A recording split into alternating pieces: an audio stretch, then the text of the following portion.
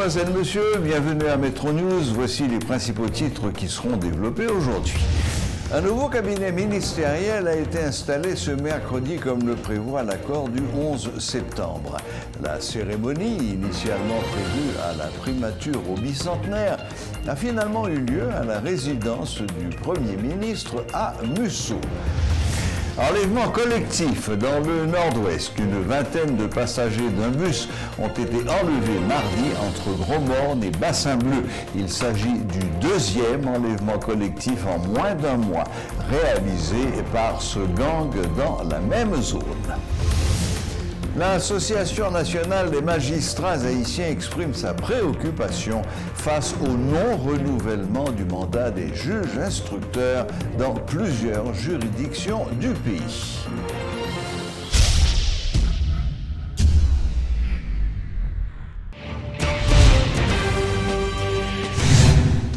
Un nouveau cabinet ministériel a été installé ce mercredi comme le prévoit l'accord du 11 septembre. La cérémonie, initialement prévue à la primature du bicentenaire, a finalement eu lieu à la résidence du Premier ministre à Mussau. Voici la liste des nouveaux ministres. Monsieur Ariel Henry, nommé ministre de la Culture et de la Communication. Monsieur Jean-Victor Généus, ministre des Affaires étrangères et des Cultes. Ricard Pierre, ministre de la Planification et de la coopération externe. Berthaud Dorcé, ministre de la Justice et de la Sécurité publique. Nesmi Maniga, nommé ministre de l'Éducation nationale et de la formation professionnelle. Alix Larsen, ministre de la Santé publique et de la population. Rosemont Pradel, nommé ministre des Travaux publics, Transports et Communications. Audney Pierre Ricot, ministre des Affaires sociales et du Travail, et enfin la citoyenne Raymonde Rival, ministre de la Jeunesse, des Sports et de l'Action civique. Avec l'installation du nouveau gouvernement, nous abordons une nouvelle étape décisive de la période intérimaire. Je n'apprends rien à personne en disant que l'une des tâches principales de ce gouvernement est de créer un environnement sûr et stable, propice à l'organisation des consultations populaires pour l'adoption d'une nouvelle constitution et le choix de nouveaux élus qui auront à gérer notre pays tant au niveau national qu'au niveau local. C'est un challenge ambitieux et difficile. Compte tenu du climat d'insécurité que nous certains ont choisi de faire régner dans divers coins de notre territoire. Qui dit nouvelle constitution suppose l'élaboration de textes consensuels, des débats publics, une grande campagne d'information et de promotion auprès de la population. Qui dit élection suppose qu'un climat sécuritaire revienne pour permettre aux partis politiques de mener campagne dans toutes les villes, dans tous les quartiers, sans crainte pour leur vie et celle de leurs militants, sans avoir à pactiser avec des membres de gangs et des hors-la-loi. Chers compatriotes, en acceptant d'assumer la fonction de chef de gouvernement, je vous avais promis de parler vrai, sans langue de bois. Je crois que le peuple haïtien est assez mûr politiquement et assez mature pour entendre certaines vérités et pour comprendre les choix difficiles que nous devons faire. Je dois dire à vous tous, et particulièrement à celles et ceux qui ont eu le courage de prendre leurs responsabilités de citoyens en acceptant d'entrer au gouvernement à ce moment de notre histoire, notre pays connaît une situation difficile. En disant cela, je ne veux paniquer personne. Mais il nous incombe de bien cerner la complexité de la situation si nous voulons prendre ensemble les bonnes décisions. Sur le plan sécuritaire, nous faisons le maximum avec les moyens dont nous disposons pour restaurer l'autorité de l'État et mettre hors d'état de nuire ceux qui veulent maintenir le chaos et empêcher la normalisation de la situation. La police d'Haïti, soutenue par les forces armées d'Haïti, a commencé à resserrer l'étau autour de certaines zones de non-droit. Cette stratégie va se poursuivre et s'intensifier au fur et à mesure que nous recevrons des équipements et des moyens appropriés. Une fois de plus, je dis à ces jeunes gens déboussolés qui se sont laissés séduire par la violence armée qu'ils doivent déposer leurs armes, sinon, tôt ou tard, ils seront neutralisés et finiront en prison où ils risquent de perdre la vie s'ils résistent aux forces de l'ordre. Parce que, pour construire cette nouvelle Haïti dont nous rêvons, force doit rester à la loi.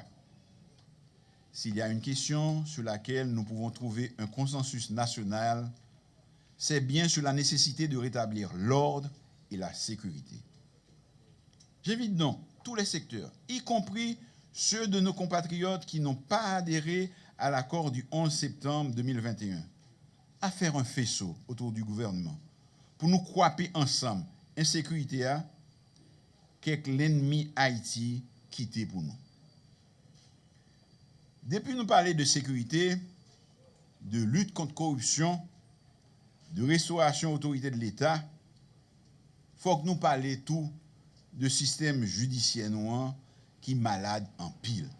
Mais justice là, travail ou pral en pile. Travail ou pral difficile.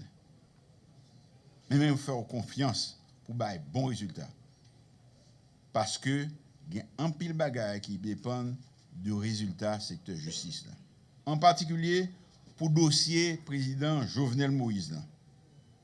Peuple là attend et mérité justice pour un président qui mourit pendant le président. Les autorités locales, religieuses et les résidents du Nord-Ouest sont préoccupés par la forte recrudescence de l'insécurité dans cette zone. Une vingtaine de passagers d'un bus ont été enlevés mardi entre Gros-Morne et Bassin-Bleu. Il s'agit du deuxième enlèvement collectif en moins d'un mois réalisé par ce gang dans la même zone. Les bandits ont réclamé une rançon d'1 million de gourdes par passager. Des citoyens dénoncent une certaine passivité des forces de l'ordre puisqu'il n'y avait eu aucune arrestation après le premier détournement de bus. L'évêque de Port-de-Paix a déploré l'enlèvement et appelle les autorités gouvernementales à adopter des dispositions pour garantir la sécurité des résidents de la zone. L'Église catholique attire l'attention sur la douleur des citoyens en raison des exactions des bandits. De son côté, le maire de Port-de-Paix révèle que ses démarches auprès du gouvernement pour trouver une solution à ce problème sécuritaire sont restées vaines. Il sollicite des équipements supplémentaires pour les forces de l'ordre et un renforcement de l'effectif des policiers.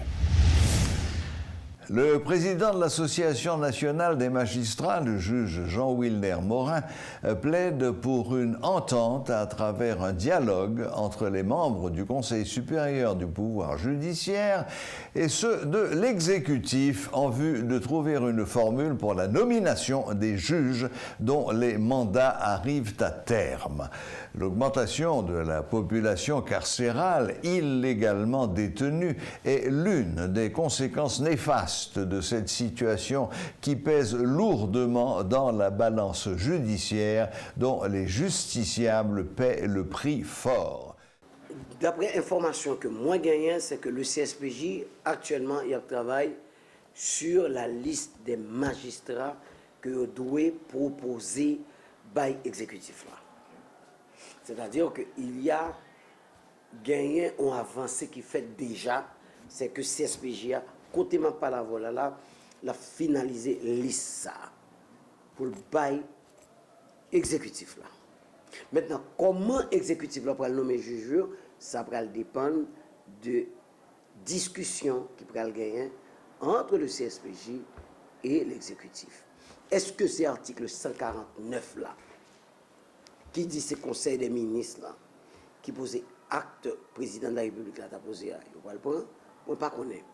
Parce que gagne très exactement de actes purement politiques qui pas gagnent aucune explication que nous-mêmes, magistrats, que nous sommes capables de bailler la donne. Je dirais sans délai. Sans délai parce que je dis à là, si arrête ton monde Jérémy, il n'y a pas aucun juge d'instruction pour t'en dire. Voilà. Sans délai, si arrête ton monde au Cap haïtien, il n'y a pas aucun juge d'instruction pour t'en dire.